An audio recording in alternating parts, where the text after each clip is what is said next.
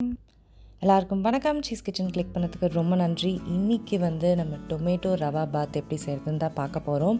ரொம்ப சாஃப்டாக அப்படியே ஜூஸியாக அப்படியே மெல்ட் ஆகிற மாதிரி செம்ம டேஸ்ட்டாக இருக்கும். நெய்லாம் போட்டு ரொம்ப அருமையான ஒரு பிரேக்ஃபாஸ்ட் இது நீங்கள் டிஃபனாக கூட ஈவினிங் டிஃபனாக கூட சாப்பிடலாம். இதை எப்படி செஞ்சேன்னு பார்க்குறதுக்கு முன்னாடி மறக்காமல் சீஸ் கிச்சனுக்கு சப்ஸ்கிரைப் பண்ணுங்கள், லைக் பண்ணுங்கள், உங்கள் நண்பர்களுக்கும் இந்த ரெசிபியை ஷேர் பண்ணி விடுங்க. இப்போ வாங்க வீடியோக்குள்ளே போகலாம். இப்போ முதல்ல ரவையை நான் ரோஸ்ட் பண்ணிக்க போகிறேன். ரவை ரோஸ்ட் பண்ணுறது ரொம்ப முக்கியம். அந்த பச்சை ஸ்மெல் போயிடும். ஸோ அதனால் ஒரு ஃபியூ மினிட்ஸ்க்கு நல்லா ரோஸ்ட் பண்ணிக்கலாம்.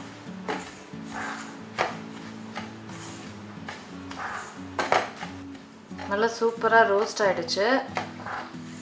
அந்த ஸ்மெல்லே சூப்பராக இருக்குது. ரவை ரோஸ்ட் ஆன அந்த ஒரு ஃப்ளேவர் ஸ்மெல்லாம் சூப்பராக இருக்கும். ஸோ இப்போ இதை எடுத்துடுறேன். இப்போது நெய் ஆட் பண்ணுறேன். நெய் தான் மெயின். அது மட்டும் இல்லாமல் கொஞ்சம் ஆயிலும் ஆட் பண்ணுறேன். அடுத்தது கடுகு சேர்க்குறேன். கடுகு நான் வெடிக்க ஆரம்பிக்கணும். கடுகு வெடிக்க ஆரம்பிச்சிருச்சு. இப்போ உளுத்தம்பருப்பு சேர்க்குறேன். கடலைப்பருப்பு சேர்க்குறேன்.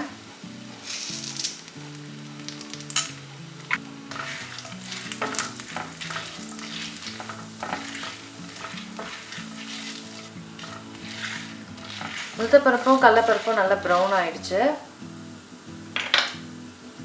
இப்போ இதில் கேஷ்யூ நட் சேர்க்குறேன்.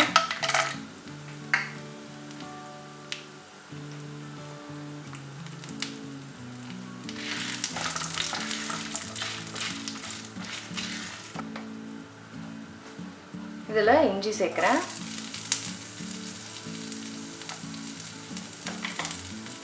அதுக்கப்புறம் பச்சை மிளகாய்.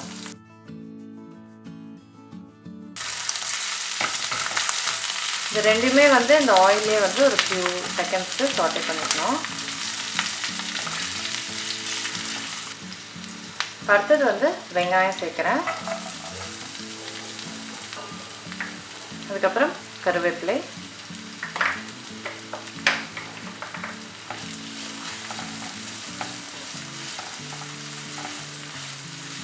இப்போ இது எல்லாத்தையுமே மிக்ஸ் பண்ணிவிட்டு வெங்காயம் குக் பண்ண விடணும்.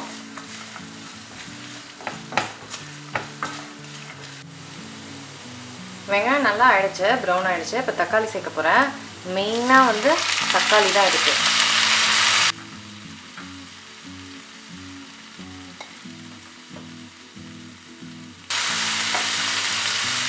கல்லுப்பு சேர்க்குறேன்.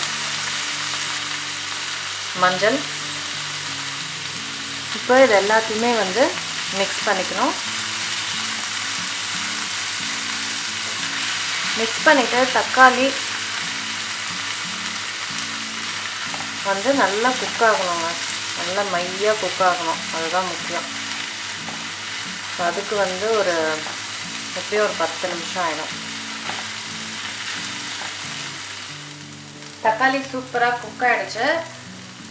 அடுத்த ஒரு இன்க்ரீடியன்ட் சுத்தமாக நான் மறந்துட்டேன். ஸோ இப்போ நான் ஆட் பண்ணுறேன் முழு பெப்பரு. இது நீங்கள் கேஷ்யூ ஆட் பண்ணும் போது நீங்கள் ஆட் பண்ணிக்கலாம். சூப்பராக இருக்கும். இதோட ஃப்ளேவர் நெய்யில் ரோஸ்ட் பண்ணி ஆட் பண்ணும்போது நான் டோட்டலாக மறந்துட்டேன்.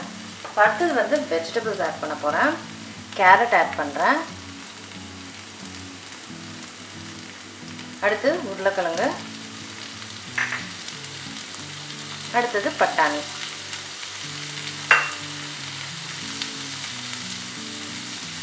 இதோட கொஞ்சம் வாட்டர்.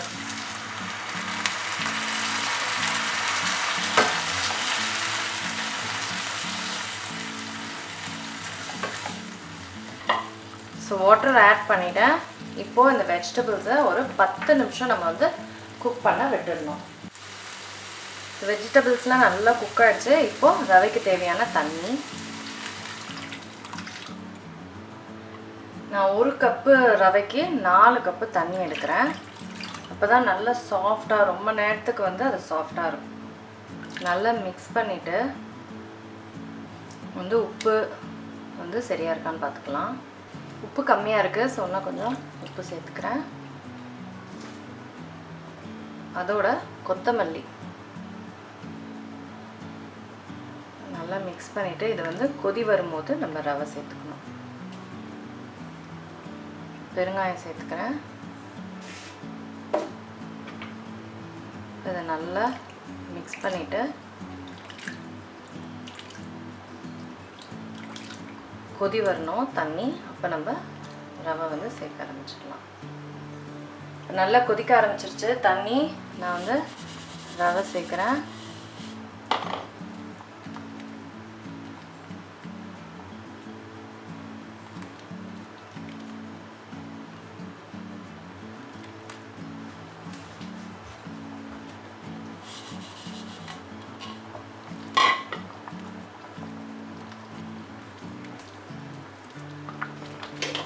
மிக்ஸ் பண்ணிவிட்டு இதை க்ளோஸ் பண்ணி வச்சிடுறேன். இது வந்து இப்போ நல்லா குக் ஆகணும். சூப்பராக தண்ணி ஈர்த்துக்குச்சு. வாவ், பார்க்கவே எவ்வளோ சாஃப்டாக சூப்பராக இருக்குல்ல. இப்போ இந்த ஸ்டேஜில் நம்ம வந்து ஆஃப் பண்ணிடணும். இதுக்கு மேலே நம்ம விட்டோம்னா ரொம்ப வெறையாக ஆகிடும், ரொம்ப ட்ரை ஆகிடும். ஸோ இந்த ஸ்டேஜில் ஆஃப் பண்ணோன்னா நம்மளுக்கு ஏற்ற கன்சிஸ்டன்சி சாஃப்டாக இருக்கும். இப்போ இதில் வந்து மேலே நெய் போட்டு நம்ம இதை ஃபினிஷ் பண்ண போகிறோம்.